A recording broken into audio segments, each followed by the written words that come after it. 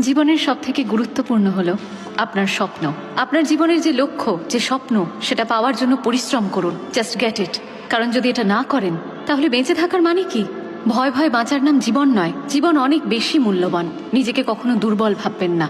মনে রাখবেন, আপনি যদি নিজের লক্ষ্যে পৌঁছতে না পারেন তাহলে সমাজ আপনার যোগ্যতাকে মান্যতা দেবে না। জীবন আপনাকে সুযোগ দেবেই নিজের যোগ্যতা প্রমাণ করার।